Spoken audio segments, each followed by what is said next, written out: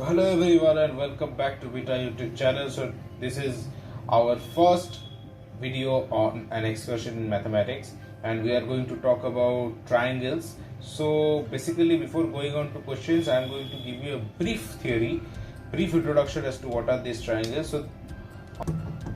So on the top left corner of your screen you can see a fan. So if I try to connect all the end points of these blades, so the shape I get is approximately a triangle. So a triangle is basically a geometric shape which is surrounded by three line segments, and three line segments have three vertices. Okay, so this is one vertex, I call it A.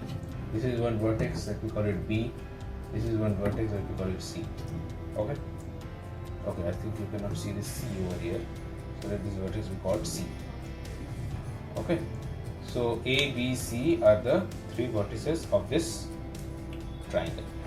Okay, so that was all about it for the introduction of the triangle. Now let us directly jump on to questions. But before going on to questions on triangles, definitely we are going to review questions on lines and angles. So the first question I have picked up is this one. The question reads as follows: in the given figure, name 5 line segments, 5 rays, non-intersecting line segments. So in one of my videos I have covered in detail what are line segments, rays, and in line segments, non-intersecting line segments. So but since we are going to learn theories through these questions, I am going to teach you what is line segment, what is ray, what is non-intersecting line segments right now. So a line segment is pretty much any line which is bounded by 2 points and has a definite length. In this question we can see that PR, okay, PR, this part of the line, okay, I am dotting it, this part of the line PR. So you can see this, that PR has a definite length, okay, it has a definite length, this length, and it is bounded between 2 points B and R respectively. So PR is definitely a line segment. Let's try to find out some other line segments. You can see PQ, it has a definite length and bounded between 2 points P and Q. So definitely PQ is a line segment. We have QR, which has a definite length and bounded between 2 points Q and QS. QS. It has a definite length and bounded between 2 points Q and S. Okay. It has RS. You see over here, it has RS. So RS is a definite length and bounded between 2 points R and S. Okay. So definitely you can say that RS is also a line segment. Now you will see that this from here to here, SC. Okay. SC, in SC, one point is fixed, but the other point C, from C this line extends indefinitely. This arrow indicates that this line extends indefinitely on this side. So a line in which one point is fixed and the other side extends indefinitely is known as a ray. What is it known as? A ray. It has one fixed point and the other side extends indefinitely. So I can name out these rays. SC is a ray, RB is a ray, PA is a ray, QD is a ray. You see that R is fixed while B extends indefinitely. This arrow indicates that B extends indefinitely. Okay. This PA, you see this arrow indicates that A extends indefinitely.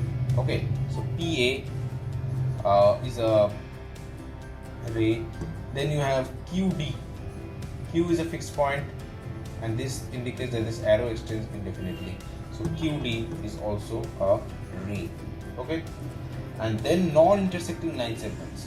So what is an intersecting line? Okay, so I will draw it over here. So what is an intersecting line?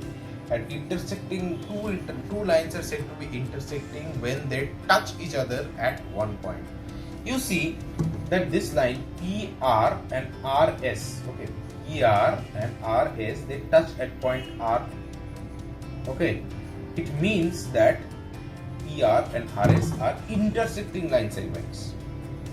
You get my point? PR and RS are intersecting line segments. You see over here, PQ at QS touch each other at Q, so they are also intersecting line segments. PS, PR and PQ touch each other at P, so they are also intersecting line segments. RS and SQ touch each other at S, so they are also intersecting line segments. But the question asks for non-intersecting line segments. Okay, so the question asks for non-intersecting line segments, which implies that there are no non-intersecting line segments. There are no non-intersecting line segments. Because these are the only line segments over here. Right, so far so good. Now let's go about the next question. Okay, so here you can see three sentences written. First sentence is 2 points A and B. Second sentence is 3 non-collinear points A, B, C. And third sentence is 4 points such as no 3 of them belong to the same line. So the question is, I did not write down the whole question. So the question says that you have to mark these points. Okay, you have to respect the condition which have been asked in the question, and you have to mark these points, and you have to tell how many line segments are possible. Okay, in each of them, maximum how many line segments are possible. So let us try. So two points A and B. This can be any 2 points. So I draw the point A over here, and I draw point B, let's say over here. I am free to draw anywhere, and let me say how many line segments can be obtained in each case.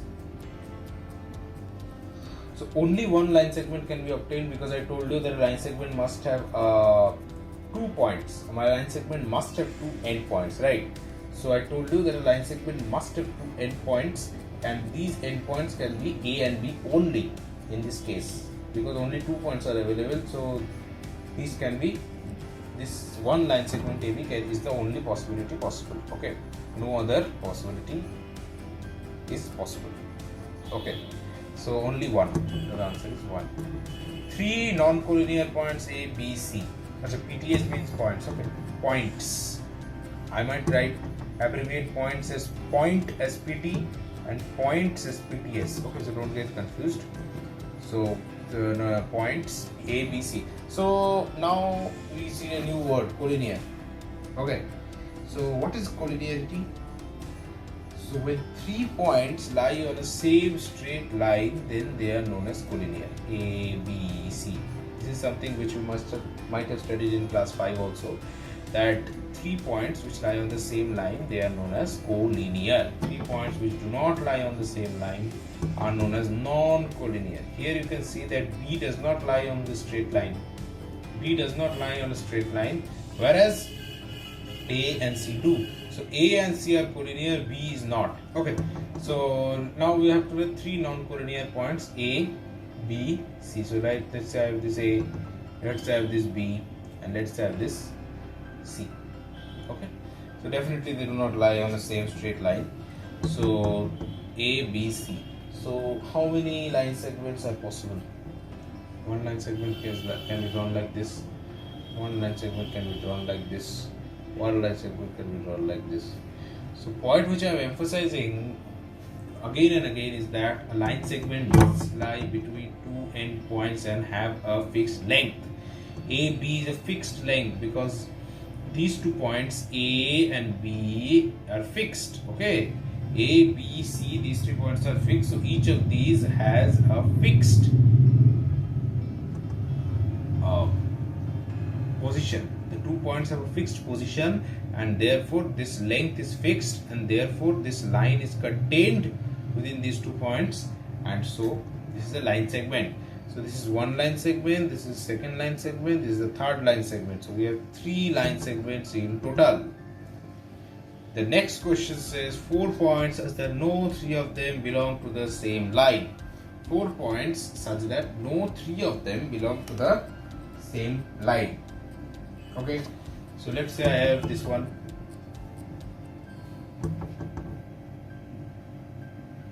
You see that these 3 do not belong to the same line. If you draw a line from here to here, you see that this point is a little shifted from this line. Okay, so no 3 of them are there. Okay. And then You join these lines to see how many line segments you get.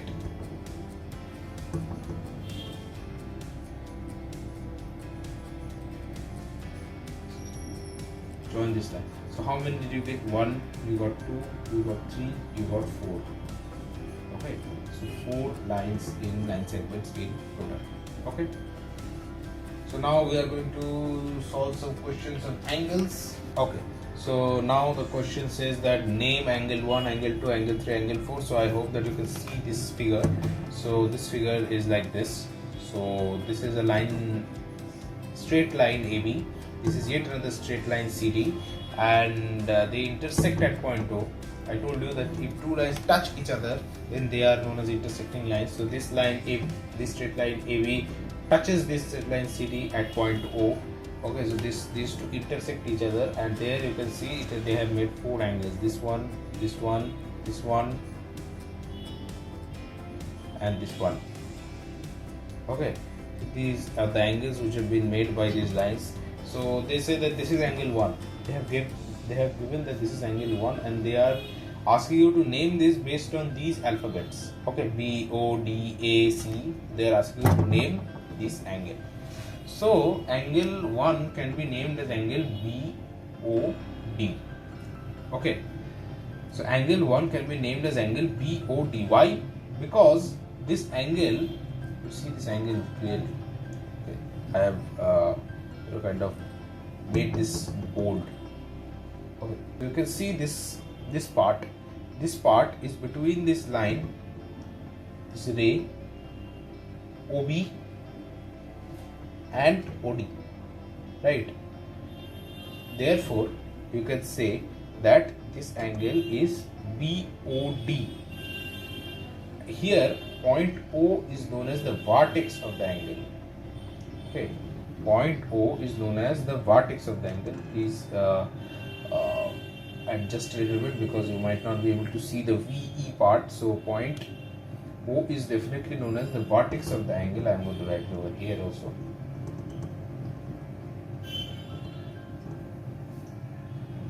And this is how an angle is named. So now can you name angle 2? Angle 2 is this angle. Okay. Angle 2 is this angle. Can you name angle 2? This is D. This is C, sorry, this is B, this is C, and this is O. This O remains fixed. Can you name this angle now? So you have 3 seconds. 3, 2, 1. Okay, I think you have thought about this. So angle BOC. Why? Because this is contained between the ray OC and OB. So it is BOC, and O is the vertex, mind you. Can you name angle 3? So you have 3 seconds to think about that. It lies between A, O and C. This is a hint. So think about that. 3, 2, 1. So it is A, O, C or C, O, A. It is not that you cannot interchange the positions of D and B. You can definitely write B over here and D over here, but O should remain in the middle. This is a very important thing, that O should remain in the middle, and you can interchange B and D. You can interchange B and D, but O should definitely remain in the middle. Okay, so this is angle AOC or angle COA. So whatever you do, the vertex must be in the middle. And name angle 4. So angle 4, you can do it yourself. DIY. Angle 4 is DIY. Do it yourself. Okay. So next we are going to look at a fairly more difficult question. So let me rub this. Okay. So the question is same, but name, you have to give the names of angles 1, 2 and 3, but has changed the figure slightly. Okay. So now you have 3 seconds to think about them. So think about 1 first. Think about angle 1. So you have 3 seconds. 3, 2, 1. Okay. So angle 1 is contained between ray PV and ray PE. So it is angle BPE or angle EPB. Okay. So P must remain in the middle because it is the vertex. Okay. So now we are going to talk about angle 2. So again 3 seconds. 3, 2, 1. Okay, so you have got this angle 2 between QC and QP, therefore it is nothing but PQC or CQD. Q should remain in the middle because it is the vertex. Okay, so keep revising these things, or if you do not know, then try to embed these things in your head. These terms are very technical terms and must be remembered. Okay, mathematics is a subject which must not be memorized at all, but these certain things need to be remembered because these are asked as fill in the blanks or true false. So there you cannot kind of apply logic, right? These are names, these are nomenclature, these are technical terms. You cannot make technical terms of your own, right? So these things must be remembered. Nothing can be done about it. So then angle 3, last angle. D, it is contained between QD and QF. So what might be its nomenclature? So it is 3, 2, 1. That is angle DQF or FQD. Okay. So far so good. Now we are going to turn to our last question on triangles. So I have already told you about triangles. So we connected the vertices of the fan and got the 3 vertices of a triangle, and we got a triangle, and we named that ABC. So now we are going to directly jump into questions and see how much we have learned from the theory class. If you are new here, then I am going to explain it to you. Okay. So here you have 2 triangles ABC and PQR, and you have to say whether they are equilateral or scalene or isosceles. Okay. So if you know about classifying triangles based on the length of their sides, then it's okay, you can do that. But if you do not know, you have to wait for the solution. But for all those who think that they know that how to classify triangles based on their sides, I give 3 seconds. So think about the first one. This is 5 units, this is 4.2 units, this is 4 units.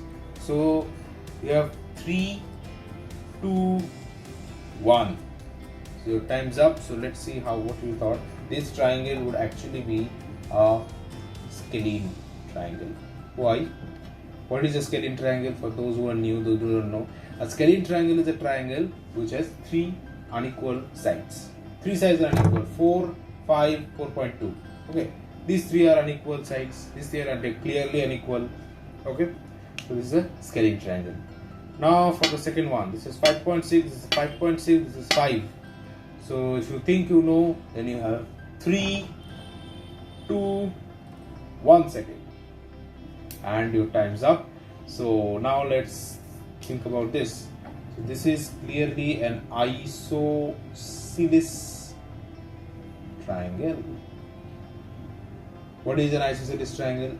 An isosceles triangle is pretty much a triangle which has 2 same sides and a third two sides of same length and a third side of different length. So 2 sides must be of same length and the third side must be of different length if the triangle is said to be isosceles. So here the 2 sides PQ and PR have the same length 5.6 and QR has a different length 5. This is an isosceles triangle. So let's take the next 2 triangles. Okay, so you have these 2. So X, Y, Z. So this is 5, this is 5, this is 5, and this is 5. So if you think you know that what is the length of this triangle, so you have 3. Sorry. I'm sorry. What is this triangle called? Then you have 3, 2, 1, and your time's up. So this triangle which has 3 equal sides are known as an equilateral triangle. Okay, triangle which has 3 equal sides is known as an equilateral triangle. Okay, so this is 5, this is 5, this is 5, so this is an equilateral triangle. And then you have this triangle UVW. So this is 4, this is 5, this is 7. So we have covered all the 3 types of triangles. We have covered isosceles, we have covered scalene, we have covered equilateral. So now you must be able to do this one. So your time starts now. And your time's up. So we said that if in a triangle 3 sides are of unequal length, then it is a scalene triangle. As simple as that. It's a scalene triangle. And now the last figure. I'm directly going to draw it. You see here, here. This is 3. This side is 6.2. This side is 6.2. So tell me, what does this play button? Which triangle does this play button symbolize? Is it an isosceles triangle? Is it a scalene triangle? Is it an equilateral triangle? Which triangle? So you have 3, 2, 1. The answer, my friends, would be an isosceles triangle. Why isosceles? Because you have two sides of equal length and a third side of unequal length. So that was all about classifying triangles, and that was the first lecture of an excursion in mathematics. So I hope that you enjoyed this practice session. We are going to take up more questions in further series. We are going to learn theories through these questions only. So I told you that how I kind of introduce triangles to you by you taking up questions. Okay, so that is how we are going to do in this series.